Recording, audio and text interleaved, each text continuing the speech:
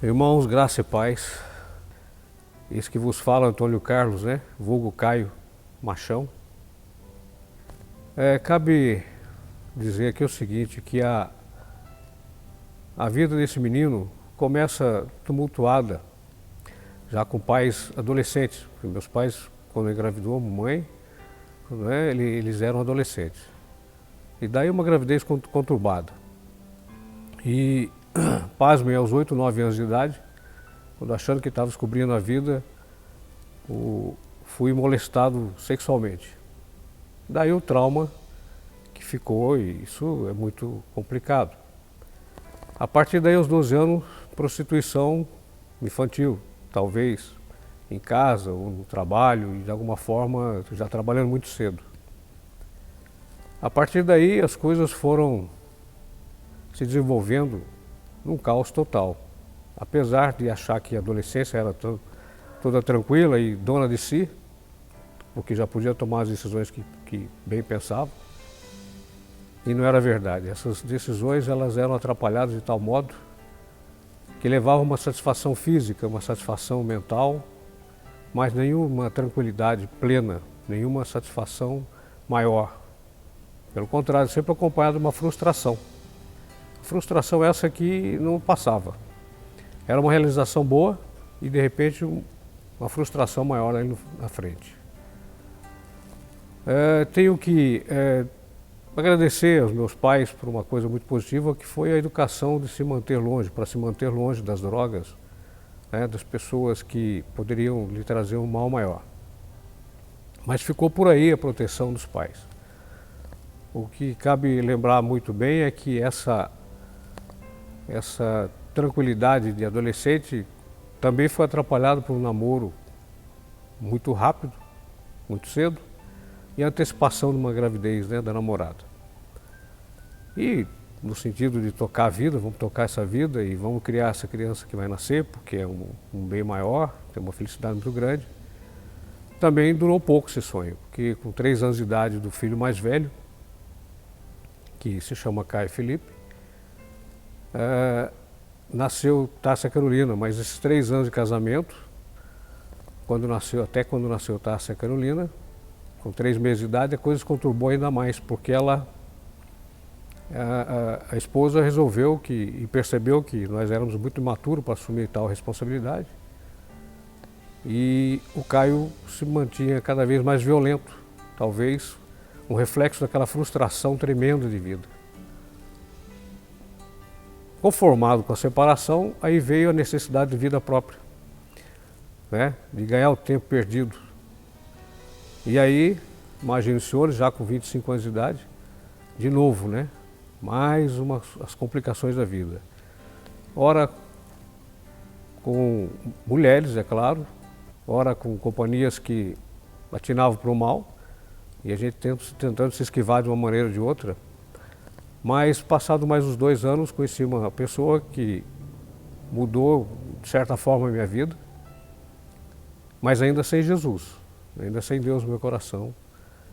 Nem imaginava em ter uma intimidade maior com Deus, como a de hoje. Essa pessoa, claro que me deu um filho maravilhoso, minha companheira de 25 anos, Maria de Fátima, a qual devo muito do meu crescimento, né? Físico, espiritual, profissional, enfim.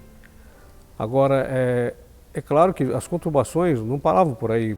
Comecei a olhar para o lado espiritual da minha vida. O que eu fiz para poder entender o porquê de tanta frustração? Qual seria o mal maior de tanta frustração? Ou a causa dessas frustrações todas, e apesar de todas as realizações que o mundo oferece. Foi muito simples chegar a essa conclusão. Procurei nos meus anais religiosos, né, criado na Igreja Católica, e percebi que se falava muito pouco da Palavra de Deus e não se discutia ela profundamente, né? Não se falava dela abertamente. Pelo contrário, se lê um trecho pequeno da Bíblia e você, de repente, ouve 10 minutos de palavra sagrada, mais 40 minutos da própria necessidade de uma pessoa falar do que ocorre na sua paróquia ou na sua redoma de vidro, né? Ficou muito difícil de achar Jesus ali, nunca consegui achar Jesus. E era um ritual que já estava se tornando cansativo. E por conta desse cansaço, a desistência, a vontade de parar de participar. O que significa isso? Que faltou, nessa minha análise espiritual, faltou muito para se chegar a uma satisfação plena ou o início de uma necessidade de realização, de proteção, de acompanhamento. E, quiçá, né, de se dizer que essa religião colocava 1000 intermediários entre você e Deus. Isso deixou a coisa mais conturbada ainda, mais difícil. Eu não sabia se pedia para santo A, santo B, santo C, e como ficava Deus, que estava tão longe, mas que ao mesmo tempo eu sentia que estava perto, queria que fosse perto. Caramba, essa necessidade de ter um Deus só, eu e Ele, ela foi aparecendo de uma maneira natural. E da minha vontade de querer estar mais próximo dele e falando diretamente com Ele sobre todos os problemas desde o início, porque eles sempre vinham à memória e causava aquela frustração maior e tremenda. Aí comecei a observar que essas frustrações, elas iam e voltavam e complicavam cada dia que passava mais a minha vida. E Deus estava longe, era muito longe, que eu tinha que procurar o santo A, o santo B, o santo C para poder chegar até a esse Deus maravilhoso, mas que era muito longe. Jesus, então, eu nem conhecia, não conhecia Jesus. Enfim, para simplificar, hoje, com 54 anos de idade, posso garantir que há 3 anos, numa conversa bastante informal com um grande irmão da igreja, Daniel Saad, no meu trabalho, perguntando sobre história natural, história de Roma Antiga, senadores, etc. Eu fui pego de surpresa, ou de uma maneira muito satisfatória, ele incluindo, né, os personagens bíblicos nessa história. Bom, se eram personagens que faziam parte daquela história, né, do mundo grego, antigo, Roma, etc., eu fui me envolvendo também com esses personagens. E quando eu percebi, eu estava já percebendo que esses personagens eram bíblicos, que estavam muito próximos de Deus, eram homens abençoados por Deus, que falavam com Deus diretamente. Isso me deixou muito à vontade. Falei, peraí, mas caramba, isso é muito interessante, eu também posso, se eles podiam, eu também posso falar comigo com esse Deus maravilhoso.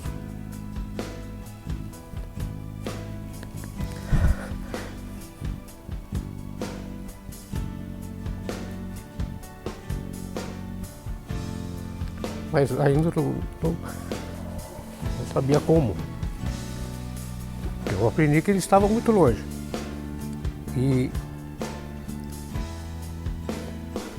com muito ensinamento, muita paciência, esse irmão deixou muito próximo de entender essa possibilidade de achar não só Deus, mas Jesus, que foi mandado por ele, seu filho, permitia essa aproximação e queria essa aproximação. E foi onde eu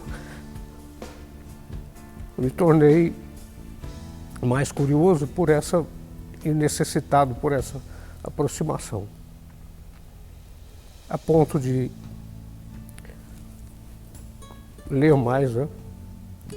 E entender que seria mais fácil ler o Novo Testamento para depois entender o Velho, que eu já tinha conhecimento.